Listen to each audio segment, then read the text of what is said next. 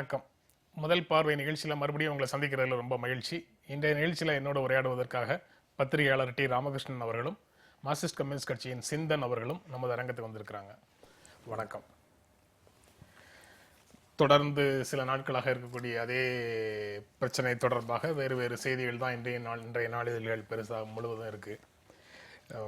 ஏடிஎம்கள் இயங்கவில்லை சரியாக, மக்கள் பணம் எடுக்க முடியாமல் பொதுமக்கள் நாடு முழுவதும் அவதி, பணம் நிரப்பும் பணியில சுணக்கம், நீண்ட வரிசைகள், வறண்ட ஏடிஎம்கள், கோபத்தில் மக்கள், லாரிகள் ஓடலை, பெட்ரோல் பங்குகளில் சில்லறை இல்லை அப்படின்னு வரிசையாக செய்திகள் இருக்கு. தனித்தனியாக இந்த மாதிரி பல செய்திகள் இருக்கு. இது தவிர்த்திருக்கலாம். இவ்வளவு நெருக்கடிகளை சாதாரண மக்களுக்கு கொடுத்திருக்க வேண்டியது இல்லை, இதை தவிர்த்திருக்கலாம். இதே நடவடிக்கையை, டிமானிட்டைசேஷன்ங்கிறது இதே நடவடிக்கையை இந்த சிரமங்களை மினிமமாக வச்சு, மிக குறைவாக வச்சு செய்திருக்க முடியும். ஆனால் அதை செய்யலை அப்படின்னு சிலர் வருத்தப்படுறாங்க, வேதனையை வெளிப்படுத்துறாங்க. நீங்க எப்படி பார்க்குறீங்க அதை? இல்லை, அந்த வேதனை வருத்தம்ல அர்த்தம் இருக்கிறது. அதே கருத்து என்கிட்ட இருக்கு. இப்போ ஒரு எடுத்துக்காட்டுக்கு அவங்க இந்த எலக்ட்ரிசிட்டி, பவர் பில், இதெல்லாம் நீங்கள் இந்த வாட்டர் பில், இதெல்லாம் 14ஆம் தேதி வரைக்கும் அவங்ககிட்ட கட்டலான்னு சொல்கிறாங்க. அது முதல்ல ஒரு நாளைக்கு சொல்லிவிட்டு அப்புறம் இப்போ 3 நாளைக்கு. இது முதல்லையே அது என்னை பொறுத்த வரைக்கும், ஏன்னா அதெல்லாம் கவர்மெண்ட் ஏஜென்சிஸ் தான்.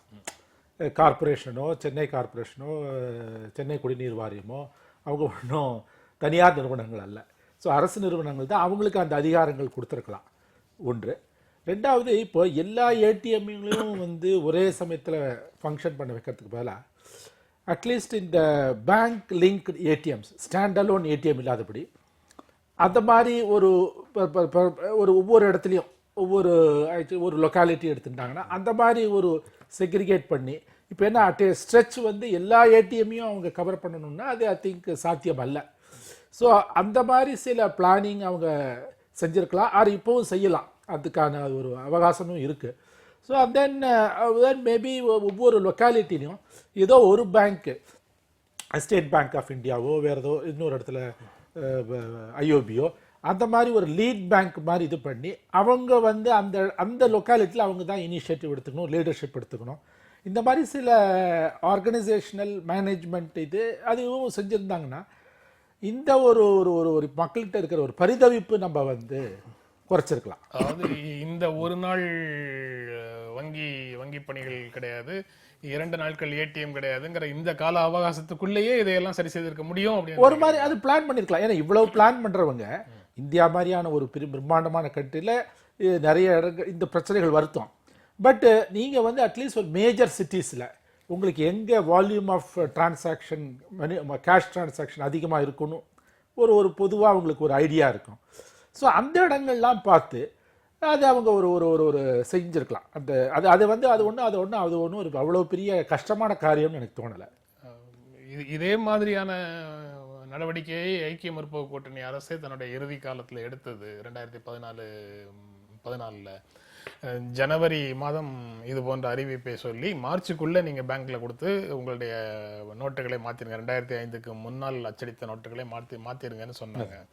அது அவ்வளவு பெரிய நெருக்கடியாக அன்றைக்கு ஒரு கேயாஸ் மாதிரி, ஒரு குழப்பமான ஒரு சூழல் மாதிரி வரல. அது போன்று கால அவகாசம் அதிகமாக கொடுத்து ஒருவேளை அதை நடைமுறைப்படுத்தி இருந்தால் இந்த சிக்கல்கள் இருக்காது அப்படின்னு ஒரு பார்வை இருக்குது.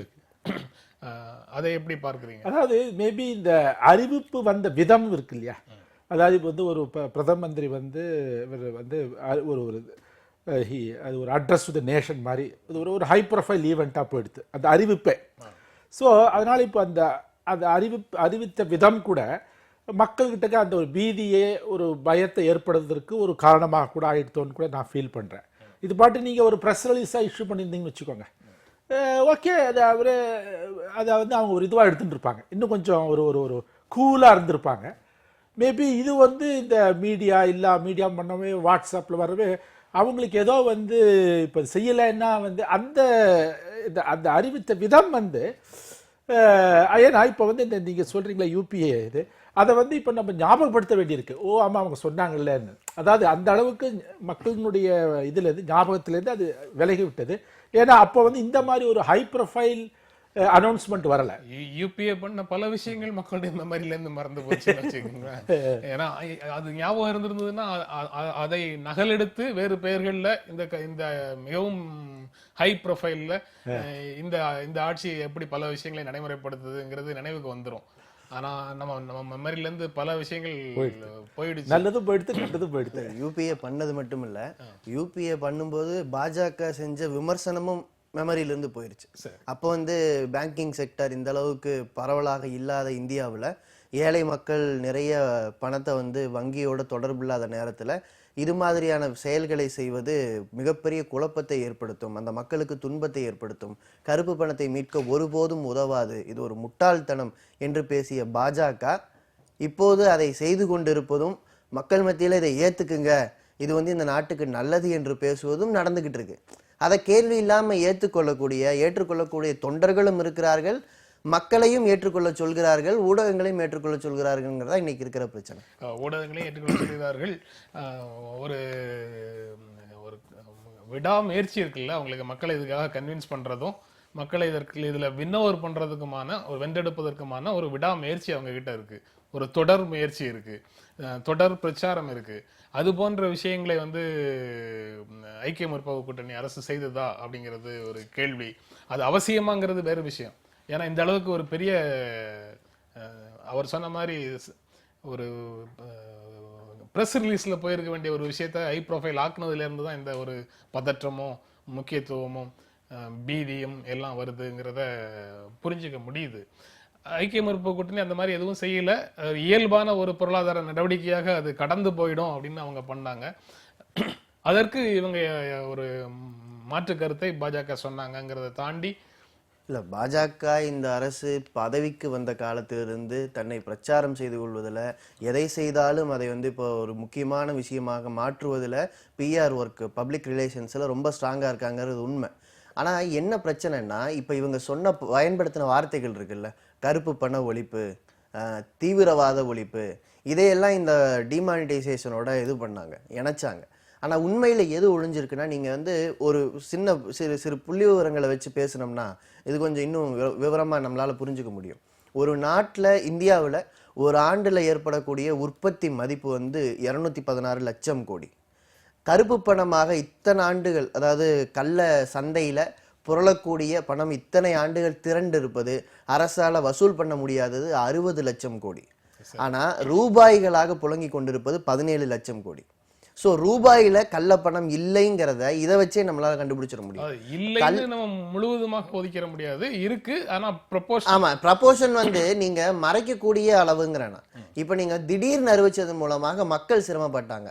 ஆனா எந்த அடிப்படையிலாவது, இப்ப நம்ம பேசிட்டு இருக்கோம்ல, இந்த நேரத்துல 100 ரூபாய்க்கும் 10 ரூபாய்க்கும் 50 ரூபாய்க்கும் ஏற்பட்டிருக்கிற தட்டுப்பாடு எதனால் ஏற்பட்டது? 100 ரூபாய் 50 ரூபாய் இருக்கிற பணம் இப்ப இருக்கிறது மட்டுமே போதலையா, இல்ல இருக்கிற பணம் மாற்றப்படுவதற்காக வேறு எங்காவது உழன்று கொண்டு இருக்கிறதான்னு யாரால கண்டுபிடிக்க முடியுமா? இல்ல, நேற்று இது தொடர்பாக தமிழ்நாடு மார்க்சிஸ்ட் கம்யூனிஸ்ட் கட்சியினுடைய தமிழ்நாடு மாநில செயலாளர் சொல்லியிருக்கிறாரு, அவருடைய அறிக்கை வந்திருக்குது. இது வந்து நீங்க குறிப்பிடுற மாதிரி 100 ரூபாய் 50 ரூபாய் 20 ரூபாய் 10 ரூபாய் தட்டுப்பாடு இருக்கக்கூடிய ஒரு சூழல்ல மக்கள் பெரிதும் அவதிக்குள்ளாகிறார்கள், இந்த நடவடிக்கை தேவையில்லைன்னு அவர் சொல்ற மாதிரி செய்திகள்ல இருக்கு. இல்ல, இந்த செய்தியை அதாவது அது எல்லாம் முறையாக சேஞ்சஸ் எல்லாம் ஏற்பாடு பண்ணியிருந்தாங்கன்னா அரசினுடைய இந்த நடவடிக்கையை மார்க்சிஸ்ட் கம்யூனிஸ்ட் கட்சி ஆதரிக்கும்னு பொருளா? அதான் இந்த நடவடிக்கை மக்கள் அவதிப்படுகிறார்கள் அப்படிங்கிறது, அதற்கான ஏற்பாடுகள் செய்யலைங்கிறதுனாலதான் டிமானிட்டைசேஷன். இல்ல, அது 2 நாள் கழிச்சு வந்த அறிக்கை. அதுக்கு முன்னாலேயே இந்த நடவடிக்கை தொடங்கிய போதே என்ன விமர்சனம் செஞ்சோம்னா, முதல்ல வந்து டிமானிட்டைசேஷன் என்று சொல்லிக்கொண்டு இந்த புழக்கத்தில் இருக்கக்கூடிய 80% மேலான பணத்தை உறிஞ்சி எடுப்பது, அதை வந்து செல்லாதுன்னு அறிவிக்கிறதே வந்து ஒரு முட்டாள்தனமான, இந்த அவர்கள் சொல்லுகிற இலக்கை எட்டக்கூடிய நடவடிக்கை அல்ல. அது வந்து நீங்க எல்லாத்தையும் சேர்த்து விமர்சனங்களை பொருத்தி பார்க்கணும். நேற்று சொன்னதுங்கிறது, நீங்க இவ்வளவு சொன்னீங்க, ஏடிஎம்ல இயங்கும், அது இயங்கும், இது இயங்கும்னு மிகப்பெரிய நம்பிக்கை கொடுத்தீங்க. ஆனா மக்கள் அவர்களுடைய இன்றைய அன்றாட சந்தை நடவடிக்கையிலேயே செயல்பட முடியல. எனக்கு ஒரு சந்தேகம் வருது. பொதுவாக இந்த மாதிரி டிமானிட்டைசேஷன் நடவடிக்கைகள் நீங்க சொல்லணுமா? இல்ல, அதாவது அந்த யூபிஐ இதுல ஒரே ஒரு வித்தியாசம், அதாவது அவங்க வந்து அந்த இத்தனை நோட்ஸை நீங்க வந்து 2005 2005க்கு முன்னால் நீங்க கொடுத்து இது பண்ணிக்கோங்கன்னு சொல்றாங்க. ஆனா இப்ப இந்த தரம் என்ன அறிவிப்புனா உங்களுக்கு 500 1000 நோட்டு இன்றைய இரவிலிருந்து அதாவது cease to be legal tender. ஆமா. சோ அது செல்லாது, அதை வச்சு நீங்க வந்து டிரான்சாக்ஷன் வந்து செய்யக்கூடாதுன்ற ஒரு அறிவிப்பு வந்து முதல் நாள் அறிவிப்புல அந்த பதற்றமும் பீதியும் வருது. நீங்க சொன்ன மாதிரி it's not a legal tender அப்படின்னு ஆமா, அதாவது அது ஒரு வித்தியாசம் இருக்கு. அது எதுக்கு சொல்ல வர, அந்த யூபிஏ வித்தியாசம் வந்து அடுத்த சில நாட்கள்ல 500 ரூபாயும் 1000 ரூபாயும் நாங்க அச்சடிச்சு கொடுக்க போறோம், 500 ரூபாய் ரெடி ஆயிடுச்சு 2 நாள்ல கொடுக்க போறோம், 1000 ரூபாய் சில 2-3 மாசத்துல கொடுத்துட போறோம்னு சொல்றீங்களே. அப்ப அதுக்கு ரெடி பண்ணதுக்கு அப்புறம் அவங்க சொன்ன மாதிரியே செஞ்சிருந்தா என்ன பெரிய பாதிப்பு வந்துரும்? பெரிய பாதிப்பு வந்திருக்காரு. அதனால தான் அதுக்கு தான், அதாவது 500 1000 டிரான்சாக்ஷன்ஸ் நீங்க இப்போ ஸ்டேட் கவர்மெண்ட் லோக்கல் பாடிஸ் இவங்க கிட்ட நீங்க வந்து ஏதாவது உங்களுடைய பவர் பில்லோ வாட்டர் பில்லோ அந்த மாதிரி ப்ராப்பர்ட்டி டாக்ஸோ இதெல்லாம் கட்டுறதுக்கு நீங்க வந்து செய்ய முடியும். அதுக்கு பிறகு நான் கூட என்ன சொல்றேன், நீங்க வந்து ஒரு பெரிய பெரிய shops and establishments, even shops establishment இப்போ வந்து நீங்க 2 லட்சம் வரைக்கும் நான் ஒன்றும் கொஸ்டின்ஸ் இல்லை ஏதோ சொல்றாங்க, சம் லிமிட் வைக்கிறாங்க. ஸோ அவங்களையும் நீங்க வந்து அக்செப்ட் பண்ண சொல்லலாம். அதான் இப்போ என்ன ஆயிடுதுன்னா, நீங்க வந்து எக்கனாமிக் ஆக்டிவிட்டியே நீங்க அப்படியே இந்த இது மூலமா மணி சர்க்குலேஷன் இல்லை, அதனால வந்து ஒரு ஒரு ஒரு சுருக்கி விட்டீங்க ஆல்மோஸ்ட் இது. ஸோ இதை வந்து அவங்க இதெல்லாம் வந்து இதை பற்றியெல்லாம் அவங்களுக்கு தெரியாதுன்னு நான் சொல்ல மாட்டேன். ஏன்னா பொருளாதார நிபுணர்கள் இருக்காங்க, பல நாட்டில் நம்மளுக்கு இது இருக்குது, அனுபவங்கள் இருக்குது, அதெல்லாம் நம்மளுக்கு பற்றி தெரியும். ஸோ அதாவது அவங்க வந்து இதை பற்றி ஒரு என்ன நினைச்சாங்க, பணம்ங்கிறது ஒரு ஊடகம் தான், அது ஒரு மீடியா தான். ஸோ இவங்களுக்கு தெரியும் இவ்வளவு பணத்தை நம்ம எடுக்கிறோம்னா ஏதாவது ஒரு பெரிய நெருக்கடி வரும்னு தெரியும். இன்னைக்கு அவங்களுக்கு உத்தரப்பிரதேச தேர்தல் இருக்கு, வேற விதமான அரசியல் நெருக்கடிகள் இருக்கு, கருப்பு பணத்தை மீட்பதில் என்ன நடவடிக்கை எடுத்துட்டீங்கிற கேள்வி எதிர்கட்சிகள் முன் வச்சுட்டே இருக்காங்க. அப்போ நாங்க ஒரு பெரிய வேலையை செஞ்சோம்னு ஒரு பிரம்மாண்ட தோற்றத்தை ஏற்படுத்த பாக்குறாங்க. தோற்றத்தை ஏன் ஏற்படுத்துறீங்க? செய்ய முடிஞ்சதை செய்யுங்கிறோம். நம்ம எதெல்லாம் செய்ய முடியும்? பொதுவாக கணக்கில் வராத பணத்தை வெளிக்கொண்டு வருவதற்கு இந்த மாதிரியான டிமானிட்டைசேஷன் ஒரு கருவி அப்படிங்கிற நம்பிக்கையையும், அது போன்ற நடவடிக்கைகள் வந்து ஒரு பொருளாதார இடதுசார்பு நடவடிக்கைன்னு ஒரு பொதுவான ஒரு புரிதல் இருக்கு.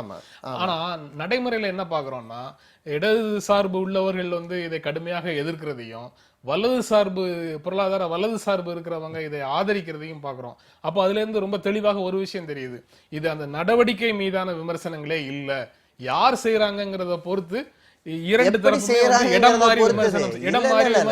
அப்படி வெறும் அரசியலாவும் பார்க்க முடியாது, எப்படி செய்யறாங்கிறத பொறுத்தது. நீங்க ஒரு 10-20 ஆண்டுகளுக்கு முன்னால 500 ரூபாய்க்கு 1000 ரூபாய்க்கும் இருக்கக்கூடிய மதிப்பு, இன்ஃபிளேஷன், புழக்கம், இதெல்லாம் வேற. இன்னைக்கு சந்தையில புழங்கக்கூடிய மிகப்பெரிய அளவுக்கு 500 ரூபாயும் 1000 ரூபாயும் புழங்குது. நீங்க 1000 ரூபாய் விட்டுருங்க, 500 ரூபாய் இல்லாம மிகப்பெரிய நெருக்கடி இன்னைக்கு நிலவிட்டு இருக்கு. அந்த மக்கள்லாம் யாரு? மிகப்பெரிய பணக்காரங்களா? இன்னைக்கு நீங்க இன்ஃபிளேஷனை உயர்த்திட்டீங்க. 100 ரூபாயில சம்பளம் வாங்கிட்டு இருந்தவங்களுக்கு 500 ரூபாய் இருந்தாலே போதல. காலம் மாறி இருக்கு, இன்ஃபிளேஷன், விலை உயர்வு, இதெல்லாம் சேர்ந்து அந்த மக்களுடைய அன்றாட வாழ்க்கையில அவங்க கிட்ட இருக்கிற பணமே தான். ஏடிஎம்ல போனா என்ன வருது? எவ்வளவு ரூபாய் நோட்டுகள் வருது? நாங்க வந்து ஏடிஎம் போய் அந்த இரவுல 8 மணிக்கு அறிவிக்கிறாங்க, கையில 100 ரூபாய் நோட்டுகள் இல்லைன்னு ஏடிஎம் போய் நிற்கும் போது 400 ரூபாய்க்கு மேல போட்டு அதுல இருந்து 500 ரூபாய் தான் வருது அந்த ஏடிஎம்ல இருந்து. செல்லா காசை வாங்கி என்ன பண்றதுங்கிற பிரச்சனை. ரெண்டாவது, இப்படி நீங்க திடீர்னு செல்லாததுன்னு அறிவிச்சதன் மூலமாக எத்தனை கருப்பு பண முதலைகளை பிடித்து விட முடியும்? நான் இன்னொன்னு கேட்கிறேன், 2 விஷயம் நடக்கும். இப்படி அறிவிச்சதன் மூலமா 2 விஷயம் நடக்கும். என்ன? ஒண்ணு, வீட்டுக்குள்ள பதுக்கி வச்சிருக்கக்கூடிய 500-1000 ரூபாய் நோட்டை அப்படியே எரிச்சிருவாங்க சில பேர். அப்படி ஏதாவது ஒரு வேளை பதுக்கி வச்சிருந்தா எரிச்சிருவாங்க, அல்லது அதை மறைச்சிருவாங்க, அல்லது இதுக்கு மாற்றி விடுவதற்கான ஒரு சந்தைன்னு ஒண்ணு உருவாகும். அதை கட்டுப்படுத்துற திறமை இருந்ததுன்னா இந்த அரசு அதை பிடிக்கலாம். ரெண்டாவது, கள்ள பணம் இருக்கு, கள்ள நோட்டு இருக்குல்ல, அந்த கள்ள நோட்டை பிடிக்க முடியும். ஆனா நான் கேட்கிறேன், இப்படி இவ்வளவு ஒரு அரசு செய்யும் போது யார் கள்ள நோட்டு அடித்தார்கள்னு வெளியில வராது, யார் கருப்பு பணம் வச்சிருந்தாங்கன்னு வெளியில வராது. அவங்க பேரை மறைக்கிறதுக்கு உதவுற இந்த நடவடிக்கையை ஏன் ஒரு அரசு இவ்வளவு மெனக்கெட்டு செய்யணும்? நீங்க பிடிக்க முடியும்ன்றனா உங்களால இந்த கள்ள பணம் கள்ள சந்தையில் இருக்கிறவர்களை புதிய டைமென்ஷன் கொடுக்கிறாரு. அதாவது கள்ள நோட்டுகளை வைத்திருக்கக்கூடியவர்களை, கள்ள நோட்டை அச்சடித்தவர்களை காப்பாற்றுவதற்கான ஒரு முயற்சின்னு ஒரு புதிய டைமென்ஷன் கொடுக்கிறாரு. ஆனா அரசு வந்து அந்த கள்ள நோட்டை அடித்தது எல்லாம் எல்லை கடந்து, எல்லைக்கு அப்பால் இருந்து ஒரு இந்திய பொருளாதாரத்தை சீர்குலைக்கும் முயற்சியாக அச்சடித்து உள்ளே சுற்றுக்கு விடப்பட்டது அப்படின்னு அரசு சொல்லுது. ஆனா அவர்களையும் காப்பாற்றுவதற்கான முயற்சி, அது எங்கிருந்து அடிச்சாங்க, என்ன பண்ணாங்க, அதை வந்து கண்டுபிடிச்சு தீர்க்கிறதுக்கு பதிலாக இப்படி பெரிய ஜோதிக்குள்ள அதை கலந்து ஒண்ணும் இல்லாம செய்யறாங்க அப்படின்னு சொல்லி ஒரு பார்வையை அவர் முன்வைக்கிறாரு. அது உங்களுக்கு ஏற்புடையதா? இல்ல, அதாவது அது வந்து ஐ திங்க் நீங்க வந்து நான் இதுல ஒரே ஒரு பொது கருத்து என்னன்னா, இப்போ மக்கள் கஷ்டப்படுறாங்க, அவதிப்படுறாங்க, அதெல்லாம் நம்ம வந்து யாரும் மறுக்கல. ஆனாலும் நீங்க பொதுவான ஒரு சாதாரண மக்கள்கிட்ட என்ன ஒரு கருத்து இருக்குன்னா, இது வரவேற்கத்தக்கது, இந்த கஷ்டம் இருக்கத்தான் இருக்கும் அப்படின்னு இருக்கு. ஸோ இது வந்து நீங்க இந்த அவங்க அவதிப்படுற மக்கள், நான் நேத்திக்கு 2-3 பேங்க் போனேன், பொதுவாக அவங்ககிட்ட பேசிட்டு இருக்கும் பொழுது அந்த ஒரு கருத்தும் சொல்றாங்க, இது தேவைதான் அப்படின்னு சொல்றாங்க. இது ஒன்று. ரெண்டாவது, இப்போ நண்பர் சொன்ன மாதிரி அந்த யார் செஞ்சாங்க, தவறு செஞ்சாங்க, சட்டத்துக்கு எதிராக புறம்பா செய்கிறவங்க, அவங்களெல்லாம் நீங்கள் சட்டத்துக்கு முன்னால் கொண்டு வாங்க. அது வந்து செய்ய வேண்டிய அரசு, எந்த அரசும் அது செய்ய வேண்டிய அதுக்கு ஒரு கடமை இருக்குது, பொறுப்பு இருக்குது. ஆனால் இப்போ என்ன பொதுவாக ஒரு எண்ணம் இருக்குன்னா, இது அட்லீஸ்ட் இந்த இனிஷியல் ரன் வருகின்ற ஒரு எதிர்காலத்தில் இந்த கவுண்டர்ஃபிட் கரன்சி நோட்ஸ் வந்து, ஏன்னா அதை பற்றி கொஞ்ச நாளாவே பேசிட்டு இருக்காங்க. சம்டைம்ஸ் இந்த நம்பர் இருந்தாலே சோ அதெல்லாம் வந்து இது பண்ணிடும் அப்படி சட்ட ரீதியாக கணக்குக்கு வராத பணத்தை ஒழிக்கும் அப்படிங்கிறது வந்து அதுக்குள்ள போதுமான பெப்பு கிடைக்கலன்னா, அது வந்து அதுக்கு எதிரான ஆர்குமெண்ட் அதிகமாக வந்த உடனே அது வந்து ஊழலை ஒழிக்கும்னு அடுத்த கட்டத்துக்கு வருது. ஆர்குமெண்ட் ஆதரிச்சு பேசுறவங்களுடைய ஆர்குமெண்ட் அது ஊழலை ஒழிக்கும்னு வருது. ஊழலை எப்படி ஒழிக்க போகுது? 2000 ரூபாய் இது இப்ப இருக்கிறது போச்சுனாலும் அடுத்தாப்புல வந்தா 2000 ரூபாயோட நிற்க போகுது. ஊழலை ஒழிப்பதற்கான நடவடிக்கைகளை எங்க எடுக்கிறீங்கன்னு கேட்ட உடனே இது பயங்கரவாதத்தை ஒழிக்கும் அப்படின்னு சொல்லி அடுத்த கட்டத்துக்கு வருது. பயங்கரவாதத்தையும் அது எப்படி ஒழிக்க போகுது அப்படின்னு சொல்லி வந்தா அதெல்லாம் வந்து ஒரு மார்ஜினல் கெயின் தான் இருக்கு. மற்றபடி இதனுடைய வேர்கள் வேற இடங்கள்ல இருக்குங்கிற உண்மைகளை எடுத்து சொன்னதற்கு பிறகு கையில கருப்பு பணம் வச்சிருக்கக்கூடியவர்கள் இருக்காங்கல்ல, அவங்க தான் பீதி அடைந்திருக்கிறார்கள், அவர்கள் தான் இதை எதிர்க்கிறார்கள். நீங்க பொதுமக்கள் மத்தியில ஒரு வாக்கெடுப்பு நடத்துங்க, எங்களுடைய நடவடிக்கைக்கு ஆதரவு இருக்கா இல்லையான்னு பார்க்கலாம் அப்படின்னு அடுத்த கட்டமாக இதை வந்து ஒரு வேற பிரச்சார தளத்துல வேற கட்டத்துக்கு கொண்டு போறாங்க. அதாவது சந்தையில இருக்கக்கூடிய பணம், சந்தையில புழங்கிட்டு இருக்கக்கூடிய ஊடகத்தை எடுக்கிறதன் மூலமாக இது நடக்காது. நீங்க வந்து என்ன பிரச்சாரம் வேணா பண்ணலாம். சாமானிய மக்கள் இன்னைக்கு சாதாரண சந்தைங்க, கோயம்பேடு சந்தை ஷடவுன் ஆயிருக்கு. நீங்க அது வந்து நீங்க ஒரு உறுதியாக சொல்றீங்க. அது வந்து ஒரு நீங்கள் சார்ந்திருக்கக்கூடிய கட்சியினுடைய பொருளாதார பார்வையா அப்படிங்கிறது ஒரு கேள்வியாக வருது. ஏன்னா எல்லா கோட்பாட்டு ரீதியாக இருக்கக்கூடிய பல தரப்புல இருக்கக்கூடியவர்களும் இந்த குறிப்பிட்ட பிரச்சனையில வேறு வேறு அணிகள்ல நிற்கிறதையும் சேர்த்து பார்க்க முடியுது. தமிழ் தேசிய அரசியலை கையில் எடுத்திருக்கக்கூடிய பழநெடுமாறன், வைகோ போன்றவர்கள் வந்து அரசினுடைய இந்த நடவடிக்கைகளை ஆதரிக்கிறாங்க. சீமான் போன்றவர்கள் மிக கடுமையான விமர்சனத்தை முன்வைக்கிறாங்க, எதிர்நிலையில இருந்து பேசுறாங்க. தீவிரமான இடதுசாரி அரசியல்ல தன்னுடைய வாழ்நாளின் பெரும் பகுதியை கழித்த தியாகு போன்றவர்கள் அரசினுடைய இப்ப தமிழ் தேசிய அரசியலுக்குள்ள வந்தவர், அவர் வந்து இந்த அரசினுடைய நடவடிக்கை ஏதேனும் ஒரு விதத்துல கள்ளப்பணத்தை ஒழித்து விடாதா அப்படிங்கிற நம்பிக்கையில இதை ஆதரிக்கிறேன் அப்படின்னு சொல்றாரு. அந்த அளவுக்கு அவர் பேசுறாரு. ஆனா நீ மற்ற இடதுசாரி அமைப்புகள், பெரும்பாலான அமைப்புகள் வந்து இதை கடுமையாக விமர்சிக்கின்றன. இன்றைய தினமணியில வந்து மிகவும் முக்கியமான ஒரு தமிழ்நாட்டில் இருக்கக்கூடிய கம்யூனிஸ்ட் கட்சி தலைவர்கள் ஒருவரான தாப்பாண்டியன் ஒரு கட்டுரை எழுதியிருக்காரு. இது காலத்தின் கட்டாய தேவை அப்படின்னு, காலத்தின் கட்டாய தேவைங்கிற தலைப்புல ஒரு கட்டுரை எழுதியிருக்கிறாரு. அதுலயும் அவர் வந்து மொத்தத்துல பிரதமருடைய இந்த நடவடிக்கை நாட்டின் நலனுக்கு அவசியம்ங்கிறதுனால இடைக்கால சிரமங்களை பொறுத்து கொண்டு வெற்றி பெற விளைவது நல்லது அப்படின்னு சொல்லி முடிக்கிறாரு. இல்ல, ஏதாவது நீங்க என்ன புரிஞ்சுக்கணும்னா, நவம்பர் 3ஆம் தேதி RBI ஒரு டிக்ளரேஷன் பண்ணாங்க, 100 ரூபாய் நோட்டு பற்றாக்குறையா இருக்குன்னு சொல்லிட்டு. 8ஆம் தேதி இந்த அறிவிப்பு வருது. 5 நாள்ல அந்த பற்றாக்குறையை அவங்க தீர்க்கல, இன்னும் சொல்ல போனா கடுமையா இருக்கு. ஸோ இந்த மெஷினரி எப்படி இயங்குது, யாரால் இயக்கப்படுகுதுங்கிறது ஒரு முக்கியமான விஷயம். ரெண்டாவது, கண்ணுக்கு முன்னால தெரிஞ்ச வில்ஃபுல் டிஃபால்டர்ஸ்ன்னு சொல்லக்கூடிய இந்திய தேசியமயமாக்கப்பட்ட வங்கிகள், அந்த வங்கிகள் கிட்ட இருந்து கடன் வாங்கிட்டு திருப்பி கொடுக்காத தொகை மட்டும் 11.5 லட்சம் கோடி. அந்த அவ்வளவு பெரிய தொகை நம்ம கண்ணு முன்னால தெரியும். அவங்க பேரை வெளியிடுங்கன்னு கேட்டா, நீதிமன்றத்துல கேட்டா கூட வெளியிட மாட்டேங்கிறாங்க. சோ இந்த அரசு தான் இதை செய்கிறதுங்கிறத சேர்த்து பார்க்கணுங்கிறேன். ஒவ்வொருத்தருக்கும் நோக்கம். இந்த அரசினுடைய வேறு சில நடவடிக்கைகள்ல அது வந்து கள்ளப்பணத்தை ஒழிப்ப ஒழிப்பதற்கான முயற்சிகளில் அது ஈடுபடவில்லை அப்படிங்கறத நிறுவுறதுக்கு நீங்க முயற்சி செய்றீங்க. ஆ. வேறு வித நடவடிக்கைகள்ல ஊழலை ஒழிப்பதற்கு அது வேலை செய்யல அப்படிங்கறத நிறுவுறதுக்கு நீங்க முயற்சி அதை செய்யறீங்க. செய்யாது மட்டுமல்ல, இந்த நடவடிக்கையின் மூலமாக வேறு சில நடவடிக்கைகள்ல இவங்க சின்சியராக இல்ல அப்படின்னு நிறுவுவதன் மூலமாக இந்த நடவடிக்கை தவறுன்னு சொல்ல முடியுமா? இந்த நடவடிக்கைக்கு உண்டான இந்த நடவடிக்கைக்கு உண்டான விஷயத்திலே நம்ம பேசுவோம். இந்த ஒரு நடவடிக்கைக்கு உண்டான நான் என்ன சொல்றேன், இப்போ எப்படின்னா மக்களுக்கு அவங்க வந்து அதாவது ஒரு ஃப்ரஸ்ட்ரேஷன் பில்டிங் அப். ஸோ இது வந்து நீங்க அது பொலிட்டிக்கலாக பார்க்கலாம், எக்கனாமிக் இதில் பார்க்கலாம், எப்படி வேறு. பட் ஒரு ஒரு ஒரு ஆட்சியில் இருக்கிறவங்க வந்து அதாவது அவங்களுக்கு வந்து அந்த அரசியல் அவர் வந்து இப்போ மோடிங்கிறவர் அவர் என்னது all set and done is a political leader. So அவர் எப்படி பார்க்குறாருன்னா இந்த இதை வந்து இந்த ஃப்ரஸ்ட்ரேஷன் இப்போ இந்த அரசாங்கம் வந்து நீங்கள் ஊழலுக்கு எதிர்க்கு கருப்பு பணம் எதிர்த்து நம்ம சொல்கிற பல நடவடிக்கைகள் சட்டபூர்வமாக அது நீங்கள் செஞ்சாகணும் பொழுது நிறைய அதில் சிக்கல்களும் வருது.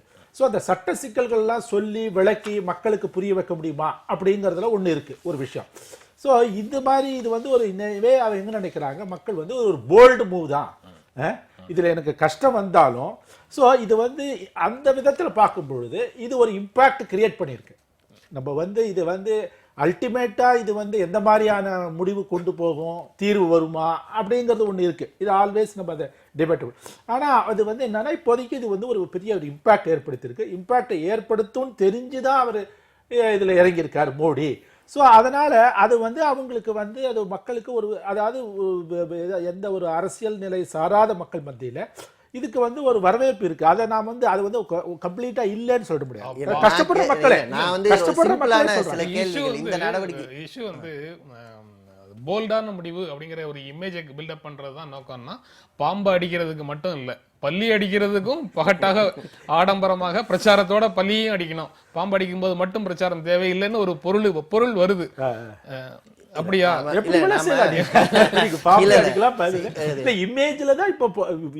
இமேஜ் தான் முக்கியம். நடவடிக்கைகளால வரக்கூடிய பலன்களை கட்டமைக்கப்பட வேண்டிய பிம்பங்கள் தான் முக்கியம் அப்படின்றது இமேஜும் முக்கியமாக அவங்களுக்கு தெரியும். இல்ல கான்செப்சுவலா டிமானிட்டைசேஷன் இல்ல ஹை வேல்யூ நோட்ஸை தடை செய்வது தடுப்பது என்பது முக்கியம்னு சொன்னா 2000 ரூபாய் நோட்டை அறிமுகப்படுத்தி இருக்க கூடாது அப்படிங்கிறது ஒரு இது. ரெண்டாவது என்னன்னா, இன்னைக்கு நீங்க ஆர்பிஐ இன்னைக்கு பேட்டி கொடுத்துருக்காங்க, 2000 ரூபாய் நோட்ல புதுசா எந்த செக்யூரிட்டி ஃபீச்சர்ஸும் எங்களால ஆட் பண்ண முடியல, எங்களுக்கு நேரம் இருக்கு. அதே மாதிரி 500 ரூபாய் நோட்டு இது வரைக்கும் அச்சாயி வரல, 100 ரூபாய் நோட்டுக்கு பற்றாக்குறை நிலவுது. ஸோ நீங்க என்ன செய்யறீங்களோ அதனால ஒரு நீங்க சொல்ற அந்த மார்ஜினலா சில விஷயங்கள் நடக்குது, அதை பெருசா விளம்பரம் பண்ணிக்கிட்டா கூட பரவாயில்ல. நான் என்ன சொல்றேன், ஒரு 4 நாளா ஒரு சாதாரண சந்தை நடவடிக்கையே தடுக்கப்பட்டிருக்கு. மக்கள் இந்த தியாகத்துக்கு பல்ல கடிச்சிட்டு ஏத்துக்கிறாங்கன்னு சொன்னா என்ன விளைவு ஏற்படும் நான் கேட்கிறேன். மக்களுடைய தியாகத்தை நம்ம மதிக்கணும். இந்த கான்செப்ட் டிமானிட்டைசேஷன் அப்படிங்கிற கான்செப்ட் உலகம் முழுக்க பல நாடுகள்ல அமலாக்கப்பட்டிருக்கு. ஆனா இந்த விதத்துல இல்ல. இந்த விதம் என்பது மக்களுக்கு இன்னும் இழப்பை கொண்டு வந்து சேர்க்குது. ஏற்கனவே அவங்க சிரமத்துல இருக்காங்க, ஏன் மேலே சிரமப்படுத்துறீங்க? அப்படி என்ன நீங்க சாதிச்சிருவீங்க? என்ன நீங்க உங்களால யார் ஒருத்தரோட பேரையாவது வெளிக்கொண்டு வர முடியுமா? தெரிஞ்சவங்க பேரையும் வெளிக்கொண்டு வர மாட்டீங்க, தெரியாதவங்களையும் காப்பாற்ற முயற்சி செய்வீங்கன்னா இந்த நடவடிக்கையை மக்கள் இவ்வளவு சிரமப்பட்டு ஏற்றுக்கொள்வதில் என்ன பலன் கிடைக்கும்னு நான் கேட்கிறேன்.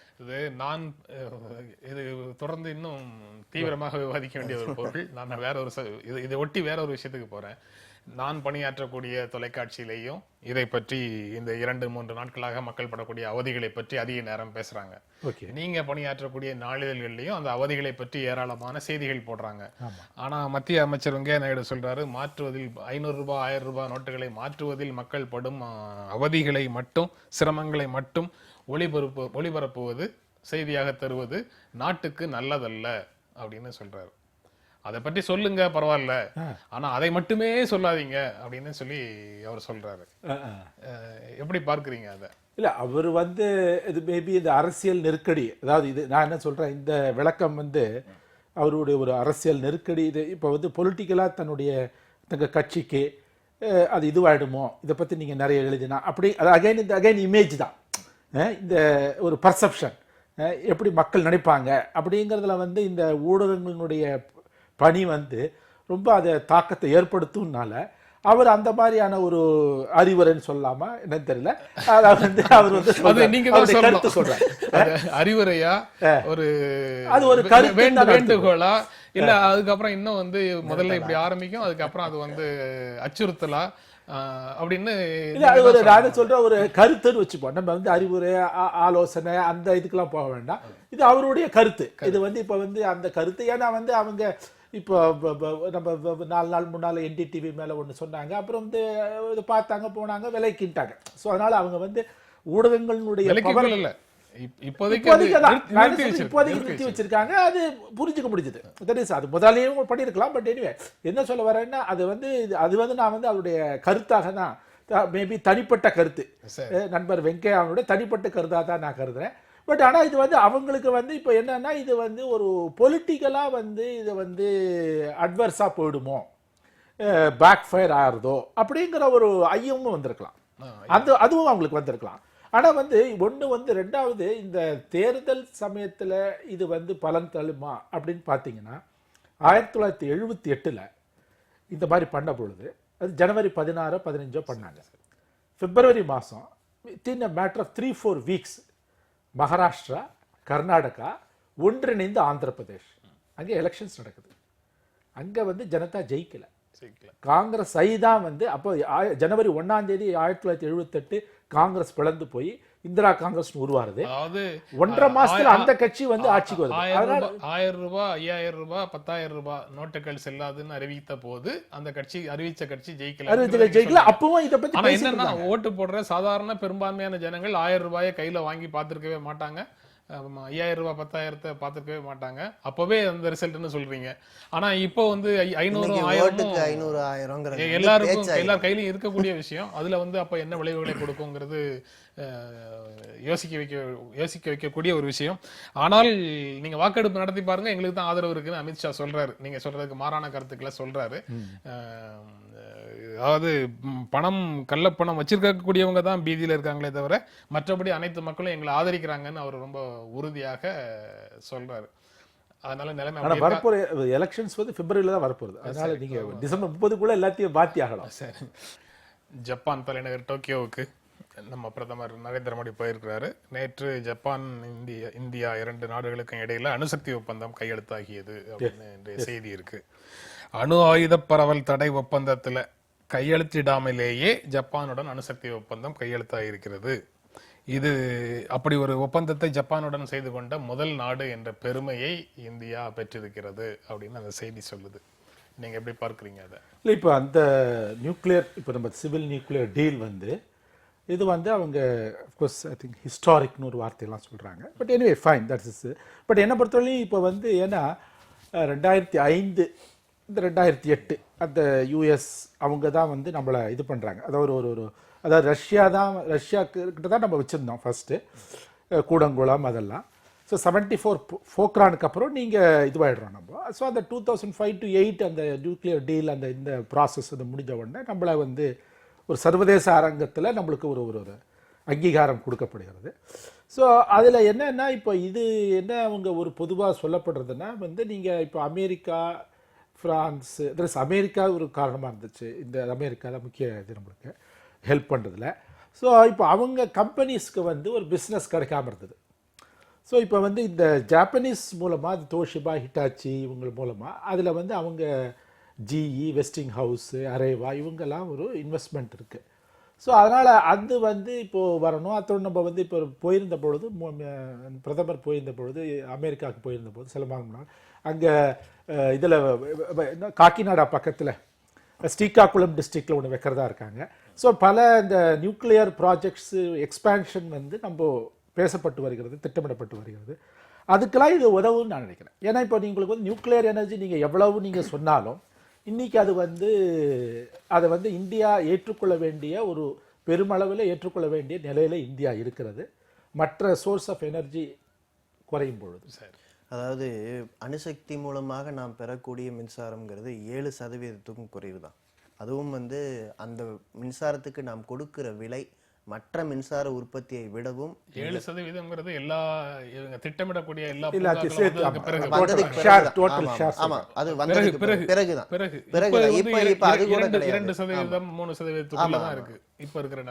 அந்த 7% நோக்கி போறதுக்காக நம்ம கொடுக்க போகிற விலை இருக்கு இல்லையா, அது மிக கடுமையான விலை.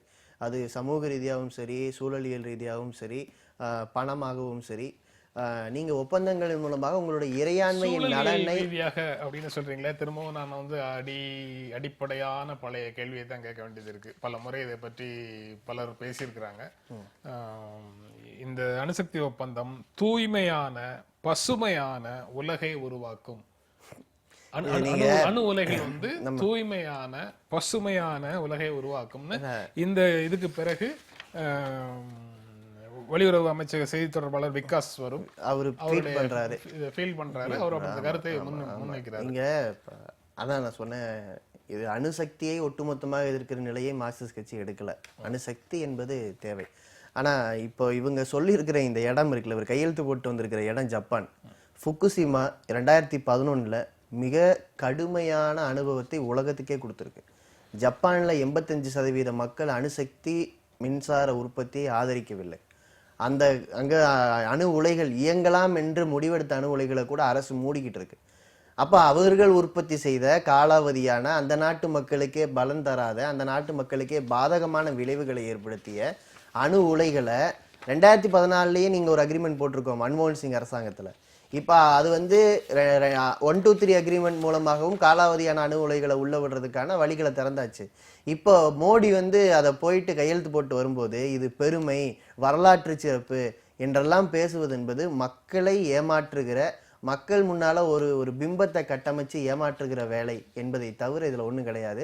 இது ரெண்டாவது, அப்படி வந்து விமர்சிச்சுட்டு போக முடியாது. ஏன்னா நாளைக்கு உங்களுக்கு அணு பூங்காக்களும் அணு உலைகளும் இது மாதிரியான தொழில்நுட்பங்களோட இந்தியாவுக்குள்ள வரும்போது அதனுடைய விளைவு, அதுக்கான விலையை யார் செலுத்த வேண்டிய நேரிடும்? உங்க வரிப்பணத்துல எப்ப என்ன பொருளாதார நெருக்கடி, அது என்னென்னமோ பேசிக்கிட்டு இருக்கோமே, இத்தனையும் கொண்டு போய் எதுல கொண்டு போய் டம்ப் பண்ண போறோம்னா நமக்கு ஆபத்தான அணு உலைகள்ல டம்ப் பண்ண போறோம். ஸோ அதுதான் இதனுடைய விளைவு. அதாவது முதல்ல நான் என்ன சொல்றேன், நீங்க இன்னைக்கு வந்து அனல் மின் நிலையங்கள், புனல் மின் நிலையங்கள் உங்களுக்கு எல்லாம் ஆல்மோஸ்ட் நீங்கள் எக்ஸாஸ்ட் பண்ணிட்டீங்க. புனல் மின் நிலையங்கள் வந்து மேபி ஹிமாலயாஸில் இருக்குது. அங்கே உங்களுக்கு வந்து மற்ற ஸ்டேட்ஸோட மற்ற கண்ட்ரிஸோட நீங்கள் வச்சுக்கணும் ஃபஸ்ட்டு. அப்போ தான் வந்து ஹிமாலயாஸில் ஒரு 80,000 மெகாவாட் பொட்டென்ஷியல் இருக்குன்றாங்க. அதை நம்ம எப்போ இது பண்ண போகிறோம்னு தெரியாது.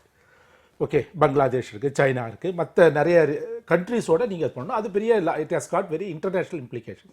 ஒன்று அப்படி இருந்தாலும் என்வாயரமெண்டல் இம்பேக்ட் இன்னும் அதிகமாக இருக்கும். ஏன்னா அந்த பக்கம்லாம் உங்களுக்கு நிறைய மிருகங்கள் இது இருக்குது, வனவிலங்கு அதெல்லாம் இருக்குது. அது ஒன்று. இது ஒன்று.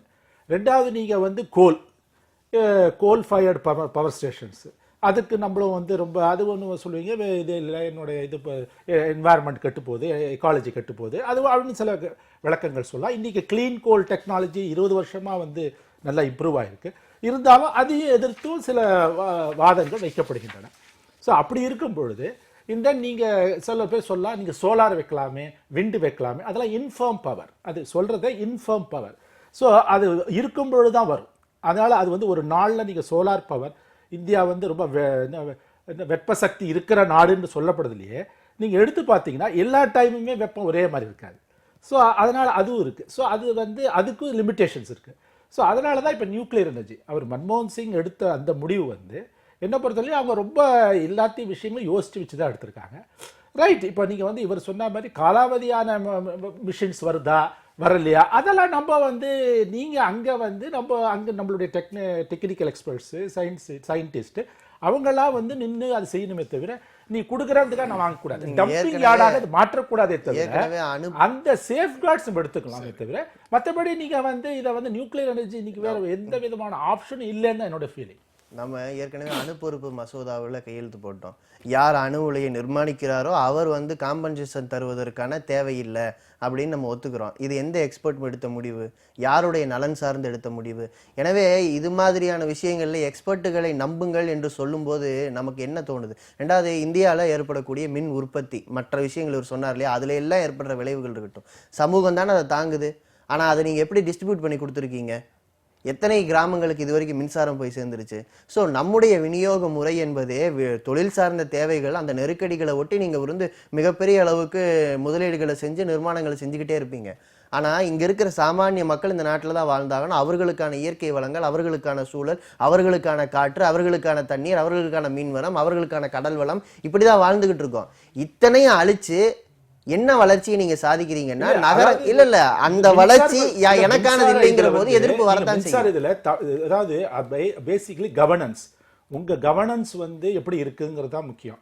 ஸோ நீங்கள் இந்தியாவில் பொதுவாக பார்த்தீங்கன்னா தென் மாநிலங்களில் நீங்கள் இப்போ இந்தியா ரீதியில் எடுக்கும் பொழுது தென் மாநிலங்களோட பெர்ஃபார்மன்ஸ் ஹெடாக தான் இருக்குது. ஸோ இந்தியா தமிழ்நாடு நீங்கள் பார்த்தீங்கன்னா எலக்ட்ரிஃபைடு 1976 ஆயிடுச்சு.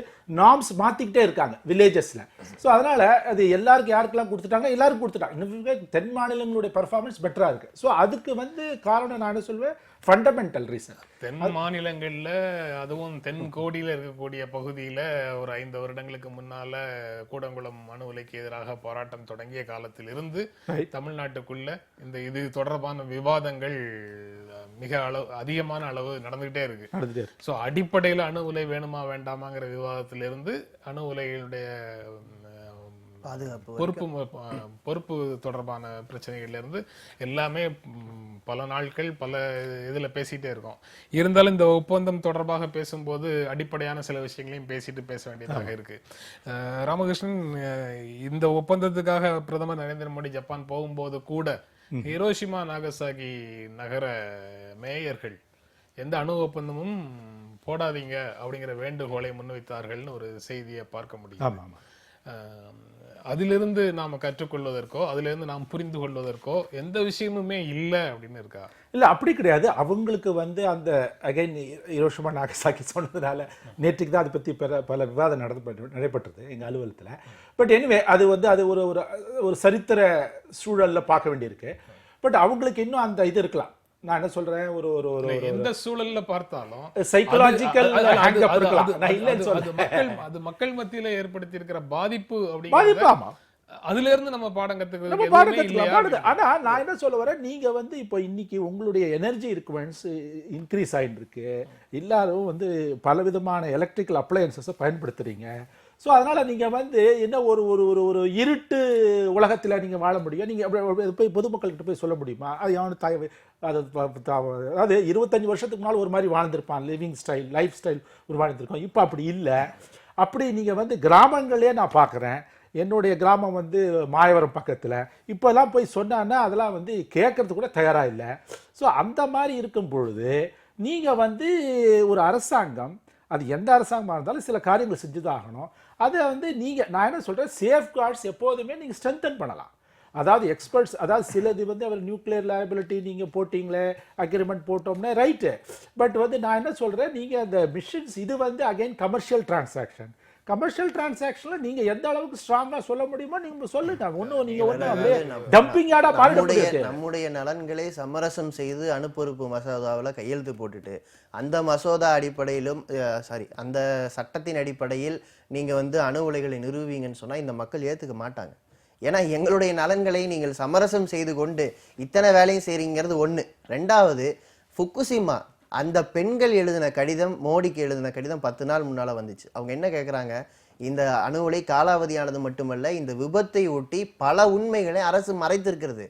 இப்படிதான் நடக்கும்னு சொன்னா இந்த அணுசக்தி வேணான்னு அவங்க எழுதுறாங்க. அது அந்த கவலையில நான் சொல்றேன், 86ல் செர்னோபில் நடந்தது. அதனால வந்து எல்லாரும் மூடிடல நியூக்ளியர். அதாவது இந்த ஆக்சிடென்ட்ஸ் நடக்கிறது வந்து நீங்க வந்து இதை மட்டும் வைத்துக்கொண்டு இதை வந்து அந்த ஆப்ஷனே நீங்க செய்யாதீங்க அப்படின்னு சொல்லி விஞ்ஞானபூர்வமான விஷயமும் அல்ல. அதனால ஆக்சிடென்ட்ஸ் எதுல வேணா நடக்கலாம். இப்போ நீங்க தெர்மல் பவர் ஸ்டேஷன்ஸ்லேயே ஆக்சிடென்ட் நடக்கலாம், எந்த ஸ்டேஷன்ல வேணா ஆக்சிடென்ட் நடக்கலாம். இதனுடைய இம்ப்ளிகேஷன்ஸ் எப்படி இருக்கும், ரைட். பட் அதுக்கு தான் நான் என்ன சொல்றேன், நீங்க அந்த டெக்னாலஜிக்கல் அட்வான்ஸ்மெண்ட் ஆக ஆக நீங்க சேஃப்கார்ட்ஸ் ஸ்ட்ரென்தன் பண்ணணும். அதுல நீங்க காம்ப்ரமைஸ் பண்ணக்கூடாது. அதாவது விபத்துகளால ஏற்படக்கூடிய பாதிப்புகள் வந்து மற்ற நீங்க சொல்ற வேறு சில இடங்கள்ல நடக்கக்கூடிய விபத்துகளுக்கும் அணு உலையில நடக்கக்கூடிய விபத்துகளுக்கும் வித்தியாசம் இருக்கு, ரொம்ப வித்தியாசம் இருக்கு. யாரும் மறுக்கல. அப்ப ரொம்ப ஆனா வந்து ஏதோ ஆக்சிடென்ட் நடக்குது ஐயோ அப்படின்னு நீங்க அதையே சொல்லிட்டே இருந்தீங்கன்னா தென் ப்ராக்ரஸ் இருக்காது. நீங்க வந்து எனக்கு புரியல, ப்ராக்ரஸ் வந்து இப்ப 2 போட்டோம், இப்ப அடுத்த 2 போட்டிருக்கோம், இப்ப 5 6 போறோம். ஏன் வந்து நம்ம செய்யணும், ஏன் செய்யணும் அதான் தெரியல. மக்கள் ஏன் செய்யணும் தெரியல. இல்ல அதாவது அவங்களுக்கு நம்மளுக்கு நம்ம பீப்புளுக்குமே ஒரு இது இருக்கு. அதாவது எது வளர்ச்சி, மக்கள் பழகி விட்டார்கள். இது மாதிரியான ஆர்கியூமெண்ட்ஸை அறிவுஜீவிகள் செய்ய வேண்டியது இல்லைன்றன. ஏன்னா நீங்க ஒரு விதமான வளர்ச்சிக்கு பழக்கப்படுத்தி, இப்ப நான் சொல்றேன் 2 வீலர் பயன்படுத்துறது எனக்கு ரொம்ப சௌகரியமா இருக்கலாம், அது என்னுடைய காலத்தின் தேவையா இருக்கலாம். ஆனாலும் கூட இன்றைக்கு பொது போக்குவரத்தை பலப்படுத்துவதுதான் சமூகத்துக்கு நல்லதுன்னா ஒரு அரசு அதை நோக்கி போகணுங்கிற. கொஞ்ச நேரத்துக்கு முன்னால பேசும்போது நிபுணர்கள்ட்ட ஒரு கருத்து கேட்கணும்னு சொல்லும் போதும் நீங்க இதே மாதிரியான ஒரு டோனை பயன்படுத்துனீங்க, நிபுணர்கள் சொல்றதெல்லாம் சரியாயிடுமான்னு. இல்ல அந்த இப்ப அறிவுஜீவிகளுக்கு அதே மாதிரி இடத்துல பயன்படுத்துறீங்க. நீங்க சொல்றதுல இருந்து கிடைக்கக்கூடிய பொருள் என்னன்னா, நீங்க வந்து அதை புரிந்து கொண்டு அடுத்தாப்புல பேசும்போது மாற்றிக்குவீங்கிற நம்பிக்கையில் அதை சொல்றேன்.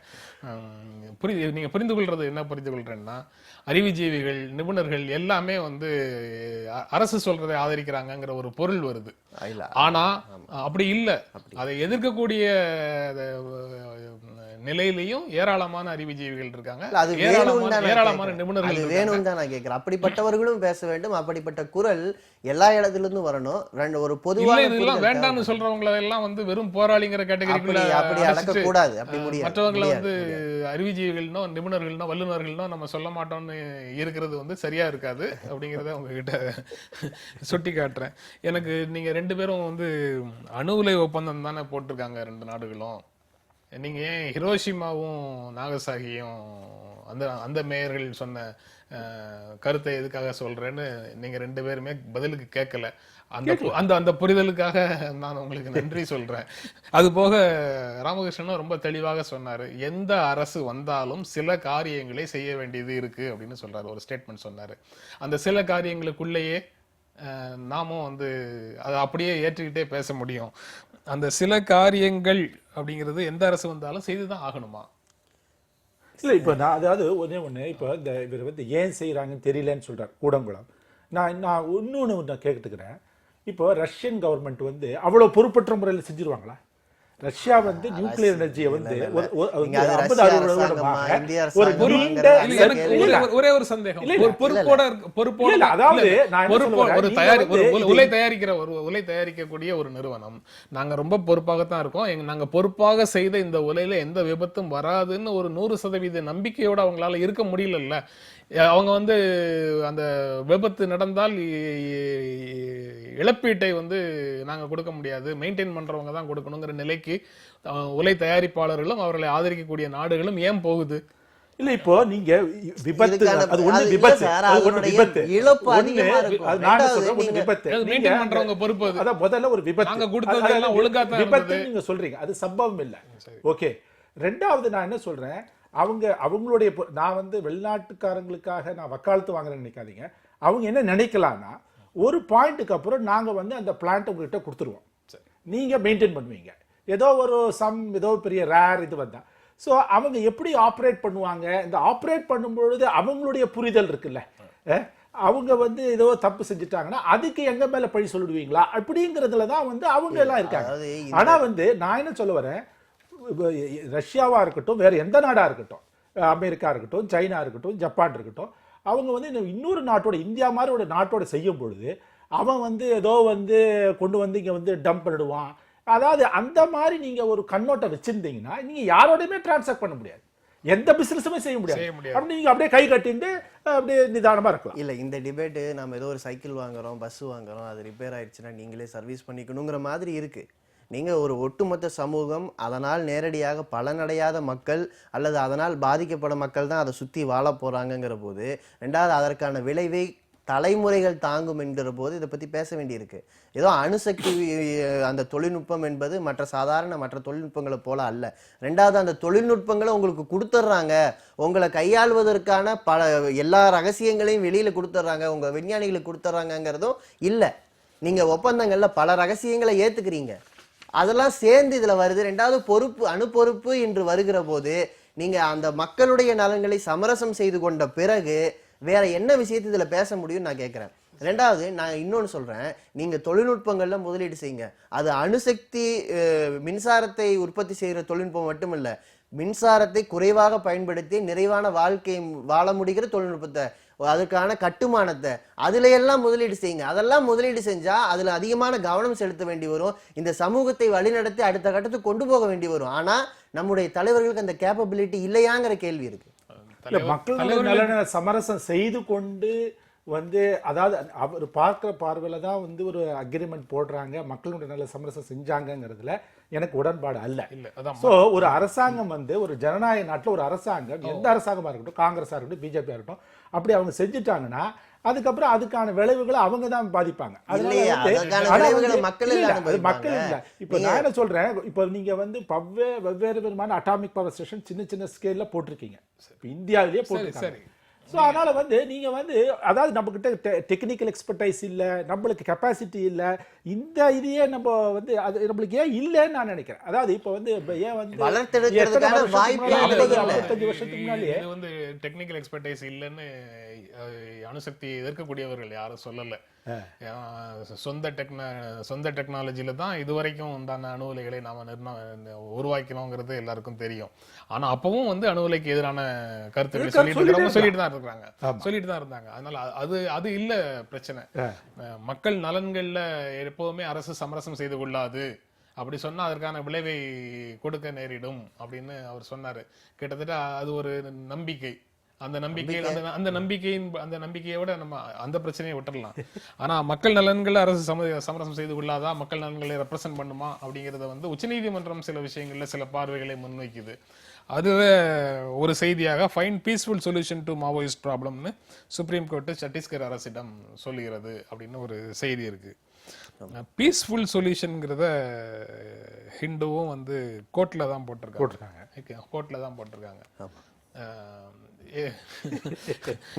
அது என்ன அமைதி? அதாவது நான் வந்து அதை வந்து நம்ம வந்து அதை ரீடிங் பிட்வீன் த லைன்ஸ் இல்லாதபடி பீஸ்ஃபுல் சொல்யூஷனுக்கு மேபி அவங்க விளக்கம் கொடுக்காம இருந்திருக்கலாம் ஜட்ஜஸ். பட் இதை வந்து நம்ம ஒரு ஆக்கப்பூர்வமான ரீதியில் ஏன் அவங்க அந்த இப்போ வந்து சத்தீஸ்கரில் இருக்கிற அந்த இவங்க வந்து எக்ஸ்ட்ரீமிஸ்ட்டு மாவோயிஸ்ட்டு ஏன் இது எடுத்தாங்க? ஏன்னா சத்தீஸ்கர் வந்து சொல்லப்படுகிறது, நீங்கள் பார்த்தீங்கன்னா சென்ட்ரல் இந்தியாவில் ரைஸ் பவுல் ஆஃப் சென்ட்ரல் இந்தியான்னு சொல்கிறாங்க.